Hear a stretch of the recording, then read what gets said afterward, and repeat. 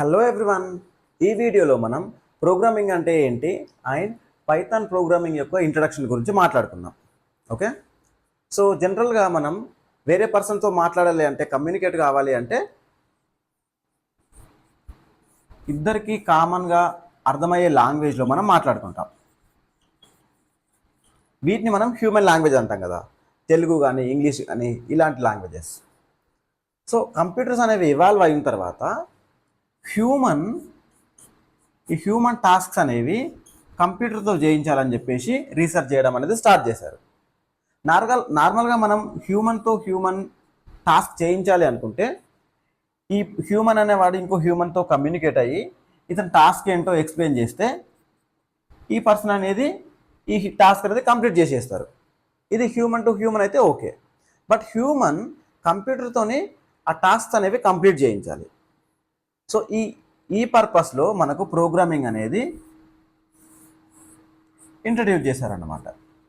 So programming అంటే ఏంటంటే human నుండి ఇన్స్ట్రక్షన్స్ అనేవి తీసుకొని అవి కంప్యూటర్కి ఇచ్చి కంప్యూటర్తో ఆ వర్క్ అనేది చేయించి హ్యూమన్కి కావాల్సిన రిజల్ట్ అనేది తీసుకురావడం.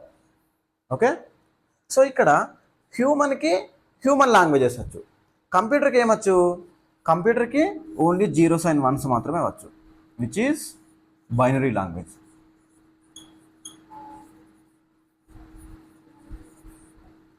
సో కంప్యూటర్కి ఓన్లీ 0s and 1s మాత్రమే వచ్చు కాబట్టి హ్యూమన్ అనేవాడు ఈ ఇన్స్ట్రక్షన్స్ అనేవి at the end 0s and 1sలో కన్వే చేయాలి కంప్యూటర్కి. ఓకే, సో ఇక్కడ మనం ఇన్స్ట్రక్షన్స్ అనేవి రాస్తాం అనుకున్నాం కదా, సో దీన్ని ఏమంటామంటే మనం జనరల్గా కోడింగ్ అంటాం. ఈ ఇన్స్ట్రక్షన్స్ అనేవి మనం ఒక ప్రోగ్రామింగ్ లాంగ్వేజ్ యూజ్ చేసి రాస్తాం అన్నమాట.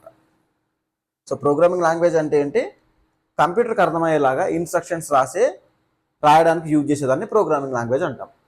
సో అలాంటిదే పైథాన్ అనేది ఒక ప్రోగ్రామింగ్ లాంగ్వేజ్. ఓకే, సి కానీ సి ప్లస్ ప్లస్ కానీ జావా, పైథాన్ ఇవన్నీ ప్రోగ్రామింగ్ లాంగ్వేజెస్ అన్నమాట. సో ఇలా చాలా లాంగ్వేజెస్ అనేవి ఉన్నాయన్నమాట. సో మెయిన్గా బ్రాడ్గా సో ఇనిషియల్ డేస్లో కంప్యూటర్కి 0s and 1s మాత్రమే అర్థమవుతాయి కాబట్టి ఈ ఇన్స్ట్రక్షన్స్ అనేవి కంప్లీట్గా 0s and 1sలో రాసేవాళ్ళు అన్నమాట. 0s and 1sలో రాస్తే సపోజ్ ఈవెన్ అడిషన్ సబ్స్ట్రాక్షన్ చేయడానికి కూడా ఆ నెంబర్స్ని 0s and 1sలోకి కన్వర్ట్ చేసి మళ్ళీ ప్లస్ కానీ ఈ సింబల్స్ ఉంటాయి కదా, ఈ సింబల్స్ని కూడా మనం బైనరీలోకి కన్వర్ట్ చేసి కంప్యూటర్కి ఇచ్చి మళ్ళీ ఆన్సర్ గెట్ చేయడానికి ఇది కొంచెం డిఫికల్ట్గా ఉంటుంది అన్నమాట.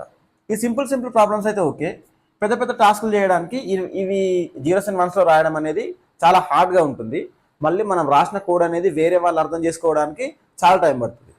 ఒకవేళ ఏమైనా బగ్స్ వచ్చాయనుకో, అంటే ఎక్కడైనా ఎర్రర్స్ వచ్చాయనుకో, ఆ ఎర్రర్స్ని ఫిక్స్ చేయడానికి మనం 0s and 1sలో కోడ్ అంతా అర్థం చేసుకొని మనం అదిని రెక్టిఫై చేయడానికి చాలా టైం పడుతుంది. సో అందుకోసమని దీని నుండి ఇంకొంచెం అడ్వాన్స్గా అసెంబ్లీ లాంగ్వేజెస్ అనేవి ఇంట్రడ్యూస్ చేశారు. ఈ అసెంబ్లీ లాంగ్వేజెస్లో ఎలా అంటే కంప్లీట్గా 0s and 1sలో కాకుండా ఇన్స్ట్రక్షన్స్ ఎలా అంటే యాడ్ అని చెప్పేసి నెంబర్స్ ఇస్తే, సపోజ్ A, B అని ఇస్తే ఇది ఏం చేస్తుంది, అడిషన్ పర్ఫామ్ చేస్తుంది. మల్టిప్లై చేయాలంటే సంథింగ్ ఇలా మల్టిప్లై A, B. ఈ A, B అనేవి ఏంటి, ఇన్ఫర్మేషన్. సో ఇక్కడ ఈ యాడ్, మల్టిప్లై, ఈ వేరే A and B అనేవి కంప్యూటర్కి అర్థం కావు కదా, మరి ఎలా? సో ఇవి 0s and 1sలో కన్వర్ట్ చేయడానికి they use something called assembler. So ఈ అసెంబ్లర్ వర్క్ ఏంటంటే ఇక్కడ ఇచ్చిన కోడ్ని ఈ అసెంబ్లర్ ఏం చేస్తుందంటే 0s and 1sలోకి కన్వర్ట్ చేస్తుంది. ఇది అసెంబ్లర్ యొక్క వర్క్. సో ఈవెన్ ఇది కూడా రాయడానికి కానీ అండర్స్టాండ్ చేసుకోవడానికి కాంప్లెక్స్గా ఉంటుందని చెప్పేసి లాస్ట్లో హై లెవెల్ లాంగ్వేజెస్ అనేవి కనిపెట్టారనమాట. హై లెవెల్ లాంగ్వేజెస్,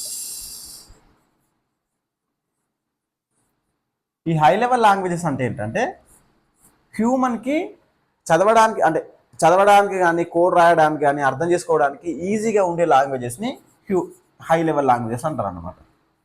సో ఈ పైథాన్, జావా ఇవనేవి ప్యూర్ హై లెవెల్ లాంగ్వేజెస్ అన్నమాట. ఓకే, సో దీంట్లో ఎలా అంటే మనం ప్యూర్ ఇంగ్లీష్ లాగా ఆ నెంబర్స్ యూజ్ చేసి మనం ఇన్స్ట్రక్షన్స్ అనేవి రాస్తాం. ఈ ఇన్స్ట్రక్షన్స్ అనేవి కంప్యూటర్ అంటే మనం నార్మల్గా ఇంగ్లీష్లో రాస్తే అర్థం కావు కదా. సో వీటి కోసం అని చెప్పేసి ఈ ఇచ్చిన వాటిని కన్వర్ట్ చేయడానికి, జీరోస్ అండ్ వన్స్లో కన్వర్ట్ చేయడానికి కంపైలర్ ఆర్ ఇంటర్ప్రిటర్ ఇవి ఏం చేస్తామంటే ట్రాన్స్లేటర్స్ లాగా వర్క్ అవుతాయి అన్నమాట. మనం రాసిన ఇన్స్ట్రక్షన్స్ని జీరోస్ అండ్ వన్స్లో కంప్యూటర్కి ఇవ్వడానికి ఇవి యూజ్ చేస్తాం. సో ఇవి రెండు ఏంటంటే కంపైలర్ అయినా సరే ఇంటర్ప్రిటర్ అయినా సరే మనం రాసిన ఇన్స్ట్రక్షన్స్ని జీరోస్ అండ్ వన్స్లో హ్యూమన్కి అండర్స్టాండ్ అయ్యేలాగా కన్వర్ట్ చేస్తుంది. కాకపోతే వీటికి తేడా ఏంటంటే సపోజ్ మన ఇన్స్ట్రక్షన్స్ అనేవి ఒక 100 లైన్స్ ఉన్నాయనుకో, ఈ ఇన్స్ట్రక్షన్స్ అనేవి 100 లైన్స్ అనేవి at a time zeros and వన్స్లోకి కన్వర్ట్ అయిపోతాయి అన్నమాట. అది ఇక్కడ కంపైలర్లో ఇదేం చేస్తుంది, ఉన్న కోడ్ని ఒకేసారి మిషన్ లాంగ్వేజ్లోకి కన్వర్ట్ చేస్తుంది. బట్ ఇంటర్ప్రిటర్ ఎలా అంటే ఇక్కడ ఏంటంటే ఇప్పుడు మనం ఈ ఇన్స్ట్రక్షన్స్ అనేవి రాసాం కదా, ఈ ఇన్స్ట్రక్షన్స్ రాయడానికి కొన్ని రూల్స్ ఉంటాయి అన్నమాట. ఆ రూల్స్ని మనం ఏమంటామంటే సింటాక్స్ అంటాం. ఈ సింటాక్స్ ఫాలో అవ్వకుండా ఏదైనా ఎర్రర్ ఉందనుకో, ఈ కంపైలర్ ఏం చేస్తుంది, అన్ని ఎర్రర్స్ని మనకి ఒకేసారి చూపిస్తుంది. సో ఈ ఇంటర్ప్రిటర్ ఏం చేస్తుందంటే ఒక్కొక్క లైన్ని జీరోస్ అండ్ వన్స్లోకి కన్వర్ట్ చేస్తుంది, అది మషిన్ కోడ్లోకి కన్వర్ట్ చేస్తుంది, ఒక్కొక్క దాన్ని కన్వర్ట్ చేస్తుంది. ఒక దగ్గర ఒకవేళ ఇక్కడ సింటాక్స్ ఎర్రర్ ఏమైనా ఉందనుకో, అంటే రూల్ ఏదైనా మనం ఫాలో అవ్వలేదనుకో, ఆ పర్టికులర్ ఎర్రర్ని మాత్రమే చూపిస్తుంది మనకి. అది ఫిక్స్ చేసిన తర్వాతనే నెక్స్ట్ లైన్కి, అది ఫిక్స్ చేసిన తర్వాతనే నెక్స్ట్ లైన్కి వెళ్తుంది అనమాట. సో ఈ కంపైలర్ ఏ లాంగ్వేజెస్లో యూజ్ చేస్తామంటే సి కానీ, జావా కానీ, C++, వీటికి మనం ఏం యూజ్ చేస్తామంటే కంపైలర్ అనేది యూజ్ చేస్తాం. అండ్ ఇక్కడ ఇంటర్ప్రిటర్ ఉంది కదా, ఈ ఇంటర్ప్రిటర్ అనేది మనం పైథాన్లో యూజ్ చేస్తాం. అందుకే అంటే ఈ పైథాన్ అనేది కంపేర్ టు C++ కొంచెం స్లోగా ఉంటుంది అన్నమాట. ఓకే, సో ఇది ప్రోగ్రామింగ్ లాంగ్వేజెస్ యొక్క history or introduction. So coming to the Python, ఈ పైథాన్ అనేది 1989, ఈ 1989లో దీన్ని ఇంట్రడ్యూస్ చేశారు. ఈ పైథాన్ అనేది అంటే ఇంతకుముందు సి లాంగ్వేజ్ కానీ వేరే లాంగ్వేజెస్ కానీ ఉండే. సో దాంట్లో ఏంటంటే ఆ కోడ్ అనేది అర్థం చేసుకోవడానికి కొంచెం కాంప్లెక్స్గా ఉంది అని చెప్పేసి, ఈజీగా అర్థం అవ్వాలి ప్రోగ్రామర్కి అని చెప్పేసి ఈ పైథాన్ అనేది ఆ పర్పస్లో స్టార్ట్ చేశారనమాట. సో మెయిన్గా there was a programming language called ABC. ఈ పైథాన్ అనేది మెయిన్గా ABC అనే ప్రోగ్రామింగ్ లాంగ్వేజ్ నుండి అంటే దీన్ని ఇన్స్పైర్ చేసుకొని తీసుకొచ్చారనమాట. ఈ ABC అనే లాంగ్వేజ్ అనేది కొత్త కొత్త ఫీచర్స్ని యాడ్ చేయడానికి పాసిబిలిటీ లేకుండే.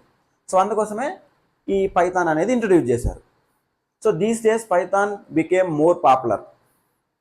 ఎందుకు అంటే సో ఈ పైథాన్ అనేది జనరల్ పర్పస్ ప్రోగ్రామింగ్ లాంగ్వేజ్, అంటే ఓన్లీ ఒకటే పర్పస్లో కాకుండా మనం మల్టిపుల్ పర్పస్లో యూజ్ చేసుకోవచ్చు అనమాట. అండ్ కొన్ని పర్పసెస్ మనం కొన్ని కేటగిరీస్ చూసుకుంటే జనరల్ ప్రోగ్రామింగ్కి మనం యూజ్ చేసుకోవచ్చు. అండ్ ఈ పైథాన్ అనేది ఈ రోజులలో AIML, ఈ ఆర్టిఫిషియల్ ఇంటెలిజెన్స్లో మోస్ట్లీ పైథానే యూజ్ చేస్తున్నారు. Either we can use JavaScript or these days people are using Java also, but Python 90% పైథానే యూజ్ చేస్తారు. పైథాన్లోనే ఎక్కువగా మనము AIMLలో మనం యూజ్ చేస్తాం అన్నమాట. ఈవెన్ మనం వెబ్ డెవలప్మెంట్ కోసం కూడా మనం పైథాన్ అనేది యూజ్ చేసుకోవచ్చు. వెబ్ డెవలప్మెంట్ అంటే వెబ్సైట్ డెవలప్మెంట్ కానీ వాటి కోసం మనం బ్యాక్ ఎండ్లో పైథాన్ అనేది యూజ్ చేసుకోవచ్చు. ఈవెన్ మొబైల్ అప్లికేషన్స్ బిల్డ్ చేయడానికి కూడా మనం పైథాన్ అనేది యూజ్ చేసుకోవచ్చు. ఆటోమేషన్ స్క్రిప్ట్స్ రాయడానికి కూడా మనం పైథాన్ యూజ్ చేసుకోవచ్చు. These days data analyst, so ఆ రోల్లో కూడా మనం పైథాన్ అనేది యూజ్ చేస్తున్నారు అన్నమాట. So Python we can say Python is everywhere. And Python అనేది ఇది 1989లో అండ్ ఎక్కువ మంది యూజ్ చేస్తున్నారు కాబట్టి అప్పటి నుండి సో దీనికి కమ్యూనిటీ కూడా చాలా పెద్దగా ఉంటుంది అన్నమాట కమ్యూనిటీ. సో అందుకే ఈ పైథాన్కి చాలా డిమాండ్ ఉంది ఇప్పుడు.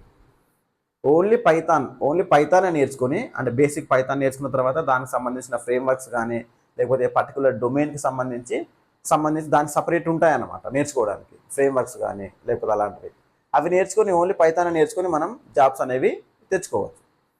ఓకే, సో ఇది basic intro to the Python.